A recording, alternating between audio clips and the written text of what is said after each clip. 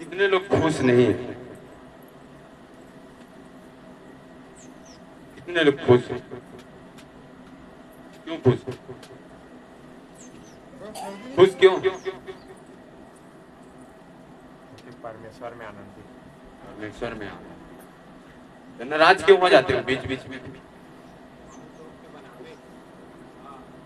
प्रभु ने कहा प्रभु में सदा आनंदित रहो। बीच बीच में काहे नाराज हो जाते? क्या परमेश्वर ने वचन कहा कि प्रभु में तू सदा आनंदित रह? मैं फिर से कहता हूँ कि तू सदा आनंदित रह। क्या इस वचन को हम अपने जीवन में लागू कर पाते हैं? क्या सचमुच ये वचन सुन के हम आशीषित होते हैं कि हम प्रभु में सदा आनंदित रहते हैं? तो घर में जाने के बाद मुक्त, यहाँ छोटा घर में बड़ा क्यों हो जाता है?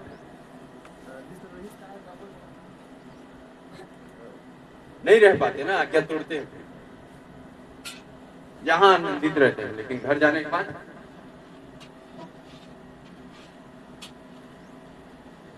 दुखी हो जाते हैं। क्यों? क्योंकि संसार का काम आपके अंदर प्रवेश करता है। संसार के काम। कौन से काम? संसार के काम।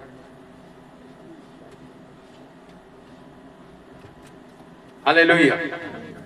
कौन से काम? संसार के काम। फिर वो हमें आनंदित रहने नहीं देते। हम चाहते तो हैं आनंदित रहना लेकिन रह नहीं पाते। चाहते कि हम खुशी से रहें लेकिन रह नहीं पाते। ये कारण परमेश्वर नहीं है, कारण हम ही लोग।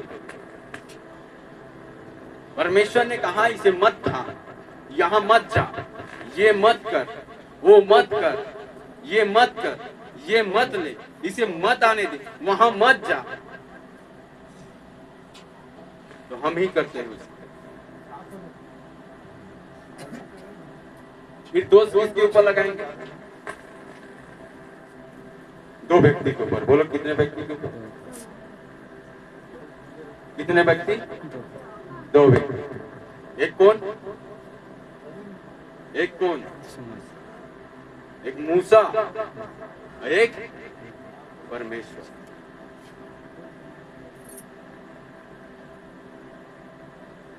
यही दो व्यक्ति हैं जो आपके सहेगा, सारे न खाए। दोष लगाओगे तो यदि सचमुच ये वचन को अब मान के यदि चलते हैं, या परिस्थिति जैसे भी हो, हालात जैसे भी हो, जैसे भी हो, तो आप ना मूसा के ऊपर दोष लगाएंगे ना आप परमेश्वर के ऊपर दोष लगा पाए। और नहीं लगाते दोनों के ऊपर दोष तो आप पाप रहित हैं। कौन सा रहित? पाप रहित। अब पाप नहीं है तो दर्द कहां? पाप नहीं है तो आप दुखी कहां रहोगे? पापी नहीं है तो आप आनंदित और खुशहाल परिवार हो, तब जाके ये वचन आपके जीवन में पूरा होगा।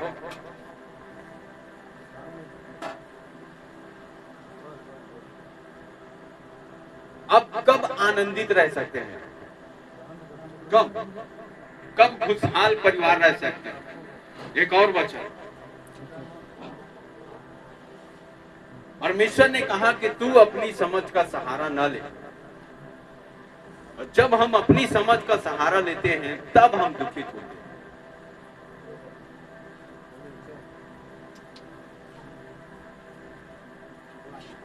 परमेश्वर कहता है कि मैं तुझे जीवन देने को आया, थोड़ा नहीं बहुत तायत का।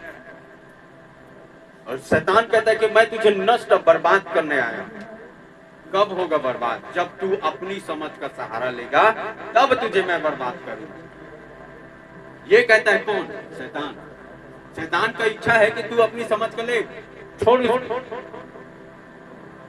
इस बात को मैं क्लियर करने के लिए मैं आपको एक व्यक्ति के पास लेकर जाता हूं कि वो व्यक्ति अपनी समझ का सहारा लेके अपने जीवन में दुख को ले आया। वो है हवा।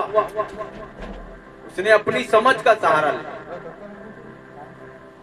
सेम उस घटना को आज अपने ऊपर दोहराते हैं। परमेश्वर कहा कि तू अपनी समझ का सहारा न ले,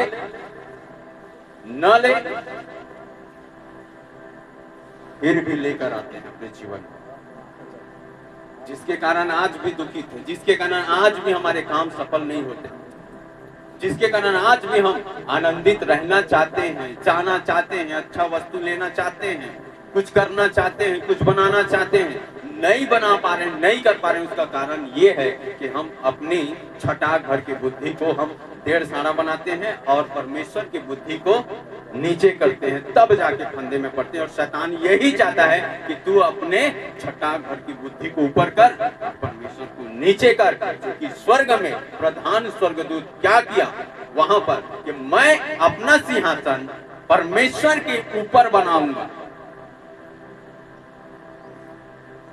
और परमेश्वर को नीचे रखूंगा।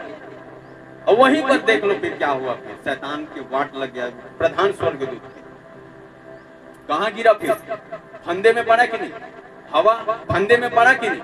अपनी छटाक भर बुद्धि संपूर्ण मन से कहा, अपनी छटाक भर में यदि कुछ भी ग्राम यदि बच भी जाता है ना परमेश्वर को महिमा देने के लिए, तो कुछ भी ग्राम को भी समेट के झाड़ू मार के उसके वापस ला के परमेश्वर के कदमों में रख दो और फिर उसके बाद आप खुशहाल परिवार को इसको कहना।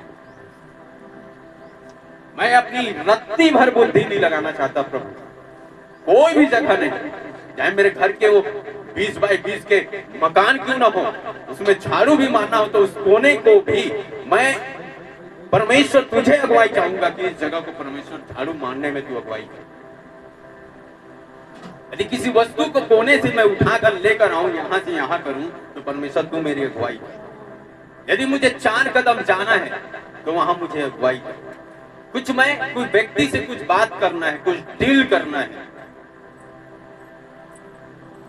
तो मुझे अगुवाई कर। जैसे मूसा भद्दा और तोदला था प्रभु, वो डरता था लोगों के बीच में जाके मैं क्या बात करूं। तो परमेश्वर कहा कि तू डर मत, मैं तेरा एक डिवाइन हेल्पर दूंगा जो इंग्लिश मीडियम में पढ़ाई करके निकला है। तू नहीं पढ़ा है ना, तुझे बोलना नहीं आता, कोई दिक्कत नहीं, मैं ऐसा व्यक्ति दूंगा जो तेरी ओर से बोलेगा, तेरी ओर से लड़ेगा, तेरा काम करेगा, तुझे डरने की आवश्यकता नहीं है। हालेलुया। जिस दिन हम अपना बुद्धि लगाना बंद कर दें, वो दिन आप खुशहाल परिवार हो, याद रखना। और सब बातों को परमेश्वर को सौंप दे, तो छोटे छोटे बातों। कब भागेगा शैतान आपके जीवन से? अशांति, गरीबी, लाचारी, बेवस्था, क्लेश, रोग, कर्जा, कब? परमेश्वर कहता है कि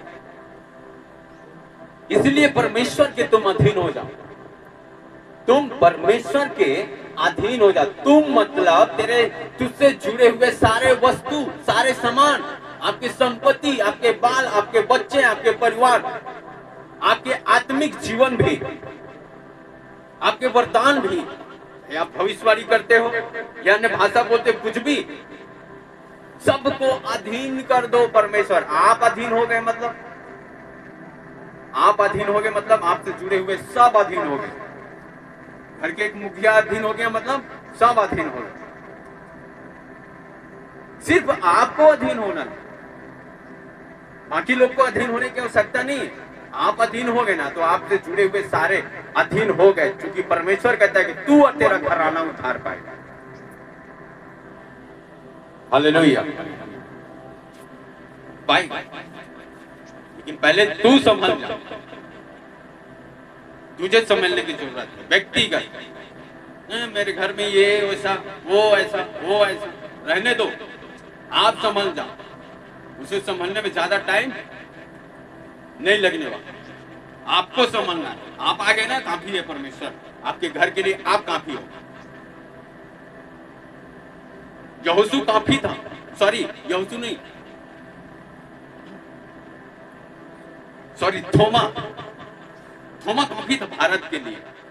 आप अब जो मैं यहाँ पर बैठ के जो प्रभु के वचन सुन रहे हैं, ये थोमा का कमाल। किसके? थोमा का। एक बंदा आके यहाँ पर भारत में सुसमाचार सुना के, सुनाया भी तो किसको सुनाया पहले?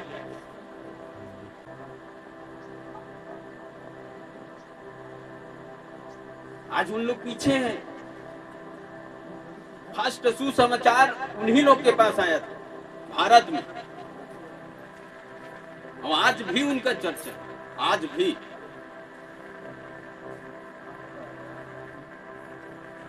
हालेलुया।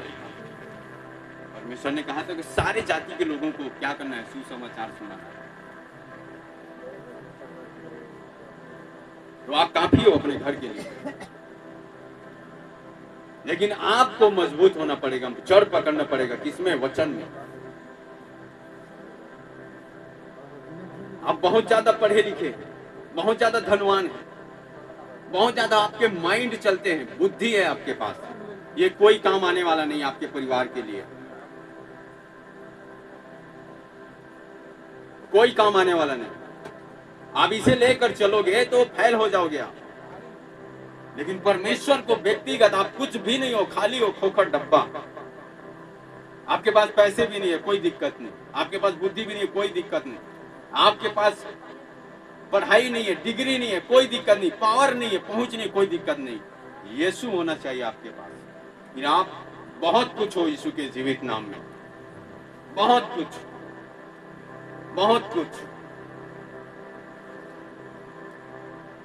क्योंकि हालात बदल जाते हैं यीशु के आने से, परिस्थिति बदल जाते हैं। आपके बाद आपके देखना, उठना, पहनना, खाना पीना सब चेंज, ये जरूरी है। और उसके पीछे ये सब चीज है, बुद्धि है, पैसा है, बंगला है, गाड़ी घोड़ा है, बाल बच्चा है, ये अच्छा बात है। लेकिन परमेश्वर का होना बहुत जरूरी है। लेकिन हम परमेश्वर से इन सब वस्तु को हम क्या करते हैं? ऊंचा ऊंचा दर्जा देते हैं इन सब वस्तु से। ये सब का बाप है कौन? यीशु। ये बाकी सब कुछ नहीं है। मेरे पास 2 करोड़ 3 करोड़ यदि अरबों खरबों भी पैसा है ना, तो कुछ भी नहीं है परमेश्वर के सामने। यदि मैं कलेक्टर, इंजीनियर भी हूँ, डॉक्टर भी हूँ, या कोई मंत्री भी हूँ, तो कुछ भी नहीं है परमेश्वर के सामने। मैं महीने का यदि 1 लाख, 1 करोड़, 1 लाख यदि मैं कमाता भी तो कुछ भी नहीं है परमेश्वर के सामने। यदि मैं संसार की पूरी पढ़ाई करके मैं बैठा हूं, फिर भी मैं डब्बा हूं। मैं कहता हूं जो परमेश्वर को नहीं जानता, अब बहुत पढ़ा लिखा है, बहुत उसके पास पैसा पहुंच है, और प्रभु में आएगा, और उसका फर्स्ट दिन है प्रभु में आना। जीरो से आएगा, आना राम में से, और जीरो से जानना पड़ेगा उसे।